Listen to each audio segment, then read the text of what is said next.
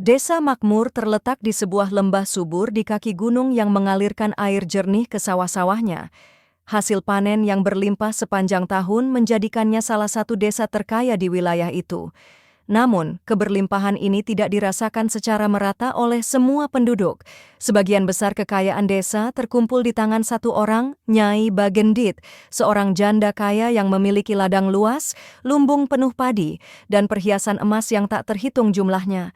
Rumahnya besar dan megah, berdiri di tengah desa seperti simbol kekuasaannya. Nyai Bagendit adalah sosok yang ditakuti sekaligus dihormati. Orang-orang tidak berani melawan meski hati mereka dipenuhi kebencian terhadap sifatnya yang angkuh dan pelit. Di sisi lain, rakyat kecil di desa Makmur hidup dengan penuh perjuangan. Mereka bekerja keras di ladang milik Nyai Bagendit, tetapi upah yang diterima sangat sedikit, tidak cukup untuk memenuhi kebutuhan sehari-hari. Ketimpangan ini semakin terasa saat musim tiba. Sementara Nyai Bagendit menyimpan semua hasil panen di lumbung pribadinya, banyak keluarga di desa itu harus puas dengan sisa-sisa kecil yang mereka dapatkan. Suasana desa yang seharusnya penuh kedamaian justru dipenuhi rasa iri dan putus asa. Namun, tidak ada yang berani melawan atau meminta lebih karena siapapun yang mencoba akan diusir dari ladang atau bahkan dari desa itu sendiri. Keadaan ini membuat desa Makmur menjadi tempat yang kaya secara materi, tetapi miskin dalam hal keadilan. Nyai Bagendit juga dikenal dengan sifatnya yang kejam. Ia selalu mengklaim bahwa semua yang dimilikinya adalah hasil jerih payahnya sendiri, meskipun kenyataannya kekayaannya diperoleh dari hasil kerja keras orang lain. Ia percaya bahwa memberikan sedikit saja dari hartanya kepada orang lain akan merugikan dirinya. Karena itu, ia terus menyimpan semua kekayaan itu untuk dirinya sendiri. Ketidakadilan Nyai Bagendit tidak hanya terlihat dalam tindakannya terhadap para pekerja, tetapi juga dalam sikapnya terhadap sesama warga desa. Ketika musim paceklik tiba dan banyak orang datang meminta bantuan, Nyai Bagendit hanya menertawakan mereka. Ia bahkan menolak untuk membuka lumbung padinya yang penuh dengan hasil panen melimpah demi membantu rakyat yang kelaparan. Kemewahan Nyai Bagendit hanya semakin menegaskan jurang perbedaan antara dirinya dan rakyat kecil yang hidup dalam kemiskinan. Suatu hari, seorang pengemis tua berjalan tertatih-tatih memasuki desa Makmur. Dengan tubuh yang lemah dan perut kosong, ia mengetuk pintu-pintu rumah di desa itu untuk meminta sedikit makanan. Namun, setiap pintu yang diketuknya hanya memberikan penolakan. Penduduk desa yang miskin merasa tidak memiliki cukup makanan bahkan untuk diri mereka sendiri, apalagi untuk seorang pengemis. Dengan sisa tenaga, pengemis itu akhirnya memutuskan untuk mendatangi rumah terbesar dan termegah di desa itu, rumah milik Nyai Bagendit. Di pikirannya, orang sekaya Nyai Bagendit pasti memiliki hati yang cukup besar untuk menolong seseorang yang sedang dalam kesusahan. Pengemis tua itu berdiri di depan pintu besar berukir emas milik Nyai Bagendit dan mengetuknya dengan lembut. Setelah beberapa saat, seorang pelayan membuka pintu dengan wajah angkuh. "Apa maumu, orang tua?" bentak pelayan itu dengan nada kasar. Pengemis itu menjawab pelan, "Aku hanya meminta sedikit makanan untuk mengisi perutku yang lapar." Pelayan itu memandangnya dengan jijik sebelum menutup pintu di hadapannya. Nyai Bagendit, yang sedang menikmati sarapan mewah di meja panjangnya, hanya mendengus ketika mendengar keributan itu. Ia keluar sendiri untuk mengusir pengemis tersebut. Dengan wajah marah, ia mengambil ember berisi air kotor dan melemparkannya ke arah pengemis itu. "Pergi dari sini, pengemis menjijikkan," teriaknya. Pengemis itu hanya bisa menunduk dengan hati yang sakit sebelum pergi dengan langkah gontai. Sebelum pergi, ia menatap Nyai Bagendit dan berucap dengan suara pelan, "Yang kau tanam, itulah yang akan kau tuai." Kejadian itu menjadi bahan pembicaraan di antara para warga yang menyaksikan dari kejauhan di gubuk-gubuk kecil mereka. Bisik-bisik penuh rasa iba dan kemarahan terdengar. Bagaimana mungkin seseorang memiliki begitu banyak, tetapi tidak rela berbagi sedikit saja untuk yang benar-benar membutuhkan? Kata seorang ibu tua sambil menggendong cucunya yang kurus karena kurang gizi. Warga desa tahu mereka tidak bisa berbuat apa-apa. Nyai Bagendit terlalu kuat, terlalu kaya, dan terlalu berkuasa. Mereka takut kehilangan pekerjaan atau bahkan diusir dari desa jika berani menentangnya. Rasa putus asa semakin melanda ketika banyak keluarga di desa mulai kehabisan bahan makanan. Anak-anak menangis kelaparan, sementara para orang tua bekerja keras di ladang milik Nyai Bagendit dengan bayaran yang tidak sebanding. Namun, tidak ada jalan keluar. Lumbung padi Nyai Bagendit yang penuh selalu terkunci rapat, dijaga oleh pelayannya yang setia. Warga hanya bisa melihat dari kejauhan, berharap suatu hari hati Nyai Bagendit akan tergerak untuk membantu mereka.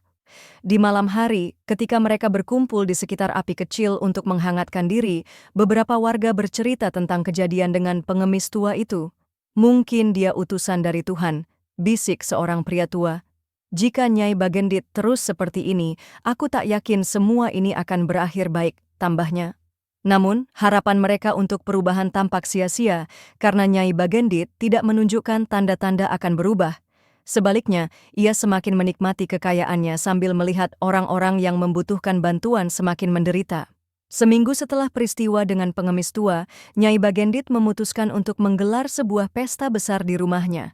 Ia ingin memamerkan kekayaannya kepada semua orang di desa, terutama kepada para tamu undangan dari luar desa yang terdiri dari para saudagar dan orang-orang terpandang.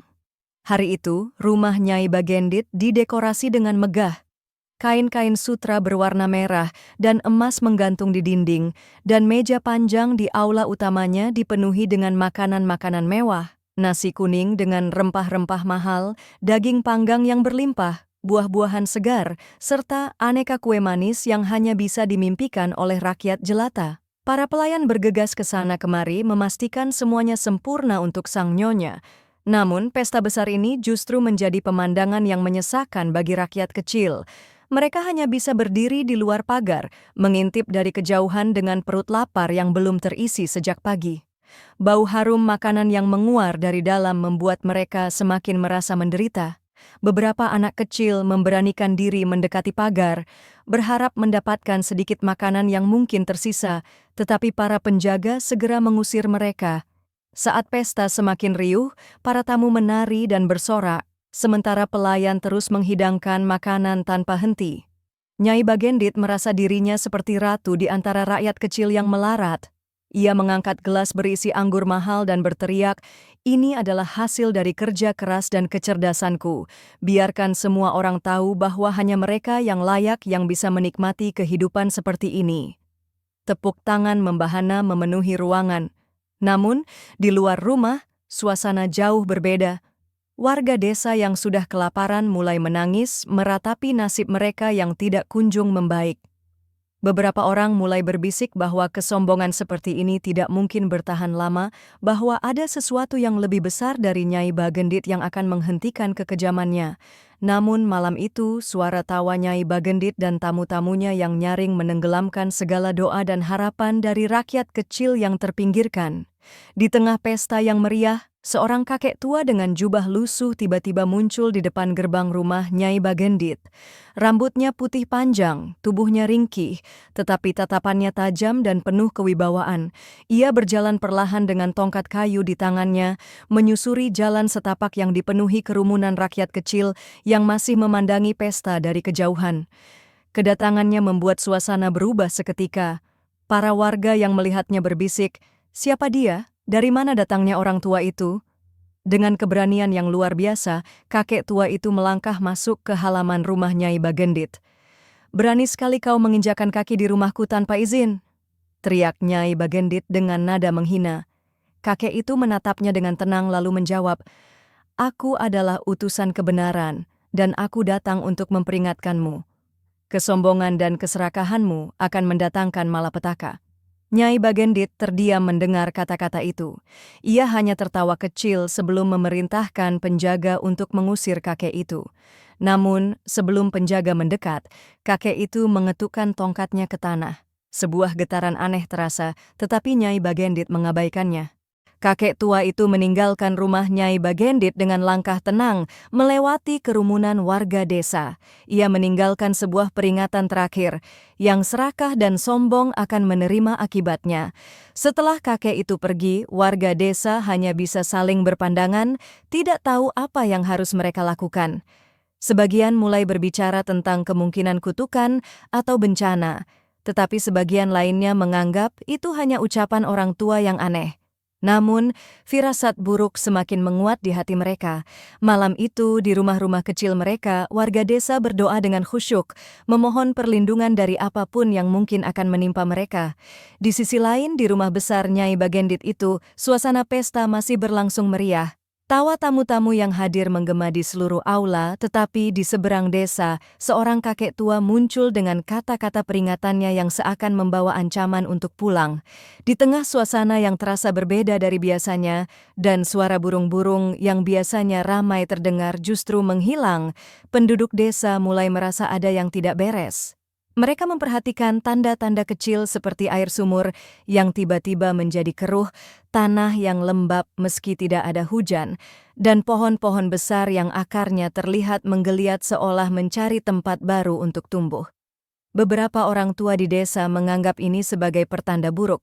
Mereka berkumpul di gubuk-gubuk kecil, membicarakan firasat yang semakin menguat sejak kedatangan kakek tua beberapa hari lalu. Ini pasti ada hubungannya dengan kata-kata kakek itu, ujar seorang pria tua dengan nada penuh kekhawatiran.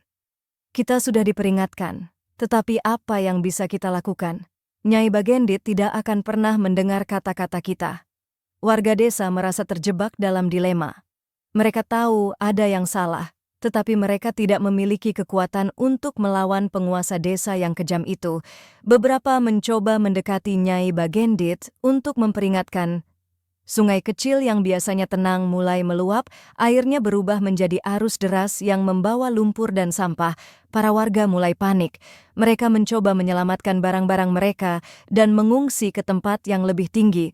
Namun, rumah-rumah megah milik Nyai Bagendit tetap berdiri kokoh, tak tersentuh oleh bencana ini. Melihat itu, Nyai Bagendit semakin yakin bahwa banjir ini tidak akan pernah memengaruhinya.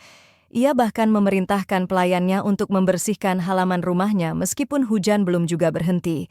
Di sisi lain, para warga merasa semakin terpuruk. Mereka tidak hanya harus menghadapi kekejaman Nyai Bagendit, tetapi juga bencana yang tampaknya tidak akan segera berakhir. Dalam keputusasaan mereka, beberapa orang mulai mengingat peringatan kakek tua itu. Mungkin ini hukuman bagi Nyai Bagendit, bisik seorang ibu yang memeluk anak-anaknya di tengah derasnya hujan. Tetapi seorang pria tua menanggapi dengan nada penuh kesedihan, jika ini hukuman untuknya, kenapa kita juga harus menderita? Apakah dosa-dosa kita juga begitu besar? Pertanyaan itu menggantung di udara. Tak ada yang bisa menjawab, sementara hujan terus mengguyur tanpa henti, seolah alam sedang membersihkan dosa-dosa yang telah tertumpuk di tanah desa yang dulunya penuh harapan ini. Ketika hujan tidak juga berhenti selama 3 hari berturut-turut, keresahan menyelimuti seluruh desa. Air yang menggenang perlahan naik, menyusup ke dalam rumah-rumah kecil warga. Banyak yang mulai kehilangan barang-barang mereka karena air yang semakin deras menghanyutkan perabotan, alat-alat kerja, bahkan makanan. Para warga yang biasanya terlihat tabah kini mulai menunjukkan wajah-wajah putus asa. Anak-anak menangis ketakutan, sementara orang tua mereka bekerja keras mencoba menyelamatkan apapun yang masih bisa digunakan. Apa yang sedang terjadi? Mengapa bencana ini datang tanpa henti? Tanya seorang pria muda dengan suara gemetar. Tetapi tidak ada yang bisa memberikan jawaban. Beberapa warga yang mengingat peringatan dari kakek tua mulai membicarakan kemungkinan bahwa ini adalah akibat dari keserakahan dan kesombongan Nyai Bagendit. Ini pasti ada hubungannya dengan dia, bisik seorang wanita tua sambil menunjuk arah rumah megah Nyai Bagendit yang tampak tidak terganggu oleh banjir yang melanda desa. Namun, tak ada yang berani mendekatinya. Para warga yang tersisa mulai berusaha mendekati rumah Nyai Bagendit untuk meminta bantuan. Mereka tidak lagi meminta makanan atau harta, hanya tempat untuk berlindung dari banjir yang semakin tinggi. Tetapi Nyai Bagendit tidak membuka pintunya. Ia bahkan memerintahkan para penjaga untuk mengusir siapapun yang mendekat. Aku tidak peduli dengan mereka, ini adalah masalah mereka sendiri, katanya dengan nada dingin. Warga yang terusir hanya bisa menangis memohon di balik pagar rumahnya. Mereka merasa kehilangan harapan, tetapi di hati mereka sebuah perasaan aneh muncul. Matahari seharusnya sudah terbit, tetapi angin bertiup sangat kencang hingga pepohonan besar di sekitar desa makmur tumbang satu persatu. Sungai kecil yang biasanya tenang kini meluap menjadi arus deras, membawa lumpur dan serpihan kayu yang menghancurkan segalanya di sepanjang jalan. Seluruh desa mulai terendam air, rumah-rumah sederhana yang terbuat dari kayu dan bambu mulai roboh, menyisakan para penghuninya yang basah kuyup dan kebingungan mencari perlindungan. Warga desa yang panik mulai berlarian ke tempat yang lebih tinggi, membawa apapun yang bisa mereka selamatkan. Untuk melanjutkan menonton kisah selanjutnya, jangan lupa subscribe, like, dan komen ya. Kita harus pergi sekarang.